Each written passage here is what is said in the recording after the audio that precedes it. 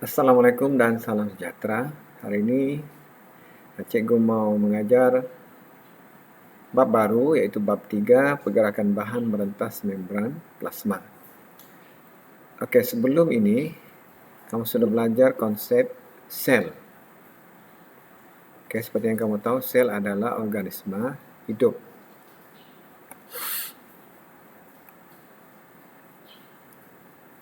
Okey, dan sel, bahagian terluar sel ialah membran plasma. Ini kamu tahu ni membran plasma.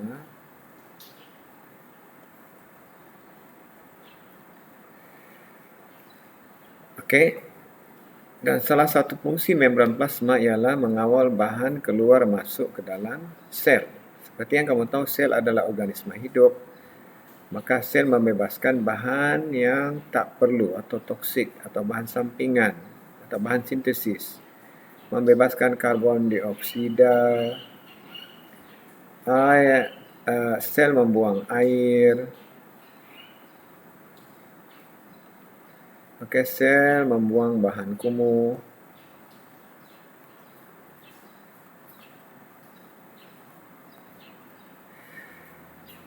Tapi, seperti yang kamu tahu, sel juga adalah organisma hidup, maka sel juga memerlukan bahan. Maknanya bahan kena dibawa masuk ke dalam sel. Contohnya oksigen,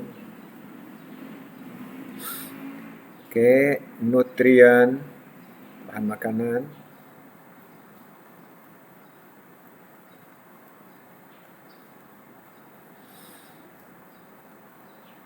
air,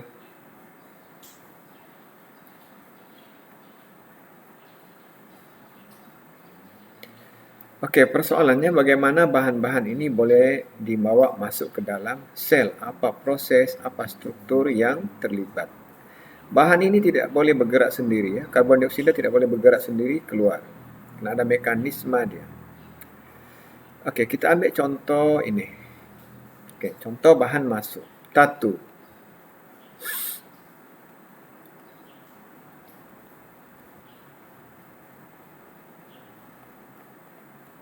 Okey, dakwah tatu boleh meresap masuk ke dalam kulit, ke dalam sel paling tepat, dan kekal lama. Tetapi kalau kita gunakan warna watercolor, warna-warna biasa, dia akan tanggal. Ada yang melekat sekejap dan akan tanggal. Persoalannya kenapa? Okey, maknanya tatu boleh masuk ke dalam. Okey, sementara warna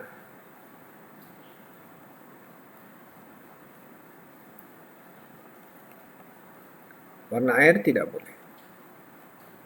Warna lukisan tu. Okey, jadi oleh kerana ada yang boleh dan ada yang tidak, maka itu kita panggil separa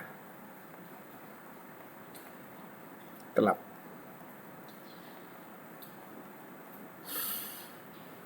Okey, itu yang dimaksudkan dengan separa telap.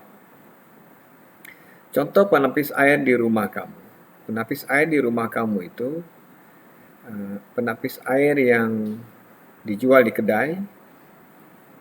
Okey, air RO itu kalau kita masukkan air berkelada, air keruh, yang keluar nanti air jernih.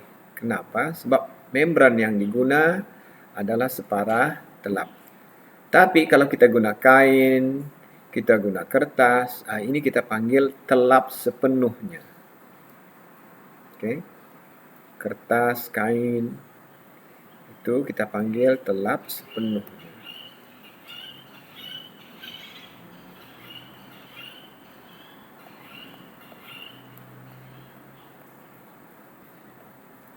Jadi ada istilah telap dan telap sepenuhnya.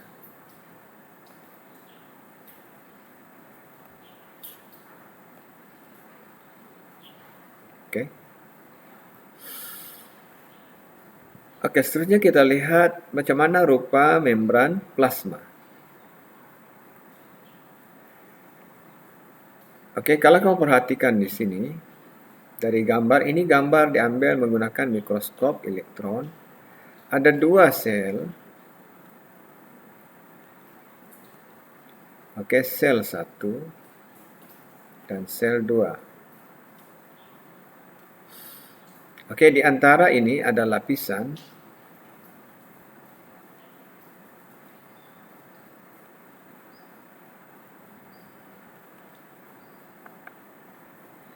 Oke, di antara ini ada lapisan. Di antara dua sel ini ada lapisan. Ini tisu penghubung.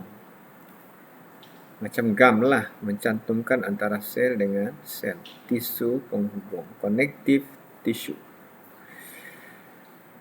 Oke, kalau kamu perhatikan di bahagian luar sel ini, kamu akan dapati ada dua lapisan.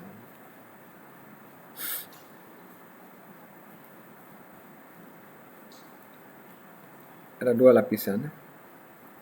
1, 2. Di area ini dua lapisan. Di sini pun ada dua lapis. Maknanya membran sel ini dua lapis. Oke, kita tengok strukturnya. Oke, ini. Ini luar sel. Kamu dapati ada dua lapisan. Apa dia? Nah, itu yang dipanggil lapisan fosfolipid. Lapisan fosfolipid. Kenapa dipanggil lapisan fosfolipid? Sebab ada dua komponennya. Oke, bahagian kepala nih, kalau kamu tengok buku, bahagian kepala ini yang hidrofobic ini, hidrofilik ini fosfat. Oke, yang ekornya ini lipid ataupun lemak. Jadi bila digabung kita panggil lah namanya fosfolipid. Ada dua lapis, atas dan bawah. Di antara itu ada protein. Nah, ini protein.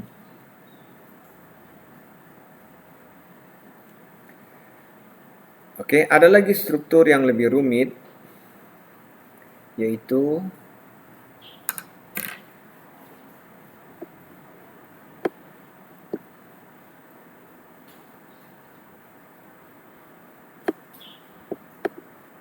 kamu boleh tengok di buku pun ada. Oke,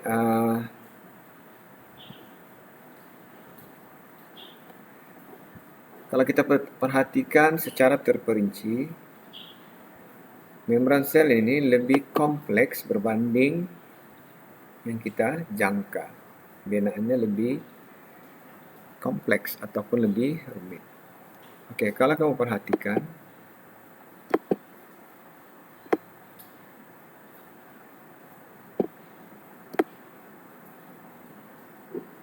oke, ini tadi lapisan fosfolipid. Kan? Ada dua lapisan ini, atas dan bawah. Di antara itu ada kolesterol. Oke, apa peranan kolesterol di dalam membran sel? Seperti yang kamu tahu, kulit kita kan lihat. Oke, kulit kita nih lihat, boleh tarik-tarik. Oke. Dan kalau kita kesejukan, kulit ini tidak akan membeku macam ais. Jadi, kolesterol ini fungsinya ialah untuk menjadikan membran sel itu lebih kukuh, lebih stabil. Sebab membran sel ini sebenarnya adalah bendalir. Macam agar-agar, dia pepejal tapi sebenarnya ada cecair di dalam. Begitulah kita punya membran sel. Itu sebabnya sel kita lembut tapi liat. Dan antara yang memberi sokongan itu ialah kolesterol. Oke, kolesterol menghalang kulit kita jadi frost. Frost ini keras macam ais, macam batu. Maknanya kalau kita pergi kawasan yang terlampau sejuk, kehadiran kolesterol ini menghalang kulit kita keras. Frost. Jadi kulit kita tidak akan pecah. Oke, kalau kamu perhatikan pula di sini ada struktur yang dipanggil glycoprotein. Ini ya. Glycoprotein inilah yang membolehkan sel itu dikenal oleh sel darah putih yang lain. Contoh, macam sekarang ini kan kes COVID. Jadi virus virus COVID-19 itu dikenal pasti oleh sel darah putih melalui glikoprotein. Nah, ini dipanggil struktur yang terlibat dalam pengecaman ataupun mengenal pasti sel. Badan kita ini unik. Kalau ada sel, ada benda yang asing, maka sel darah putih akan musnahkan. Jadi sel ini ditahu asing tak asing berdasarkan glikoprotein. Okey, ada lagi struktur karbohidrat, glikolipid pun ada. Okey. Nah, inilah bentuk 3 dimensi membran plasma. Okay. Bentuk umumnya dia ada struktur protein dan ada 2 lapisan fosfolipid, ada kolesterol, ini yang kamu kena tahu je lah. Glycoprotein.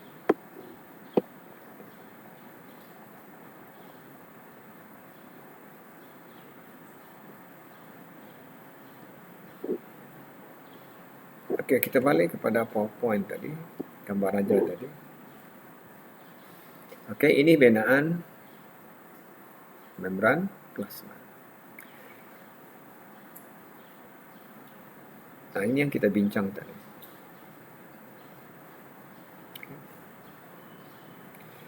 Boleh kamu rujuk buku teks untuk tengok lebih terperinci. Okey, kalau kita perhatikan bentuk yang ringkasnya, nah inilah. Okey, apa dia tadi? Okey, ada 2 lapis, ini 1 lapisnya.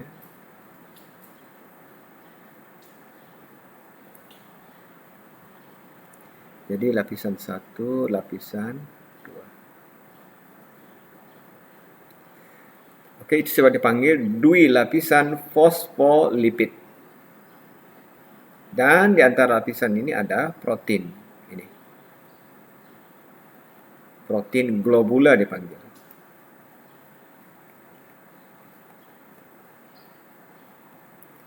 Globula ni macam telur tu kita panggil globul, benda-benda macam bulat. Tapi tidaklah bulat, macam sfera. Globula. Okey, lepas tu ada glycoprotein yang kita bincang tadi, yang cikgu kata tadi, ini terlibat dalam pengecaman sel.